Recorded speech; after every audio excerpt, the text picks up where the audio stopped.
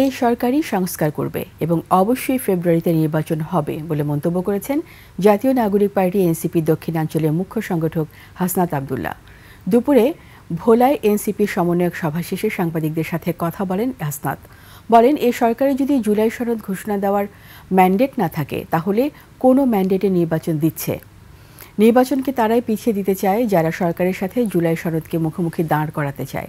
BNP, জামায়াতের তৃণমূলের নেতাকর্মী যারা ফ্যাসিস্ট আমলে জুলুম নির্যাতনের শিকার হয়েছে তাদের রক্তের সাথে কাউকে বেইমানি না করারও আহ্বান জানান হাসনাত আব্দুল্লাহ। নির্বাচনকে তারাই পিছিয়ে দিতে চায় যারা এই সরকারের সাথে জুলাই সনদের একটা মুখোমুখি দাঁড় করিয়ে দিতে চায়। এই সরকারের নির্বাচনের যেমন ম্যান্ডেট রয়েছে, এই সরকারের জুলাই সনদের ম্যান্ডেট রয়েছে, এই সরকারের আবার সংস্কারের ম্যান্ডেট রয়েছে। সুতরাং সংস্কার প্রক্রিয়া যথাসময়ে সম্পন্ন করে ফেব্রুয়ারিতে অবশ্যই নির্বাচন হতে হবে।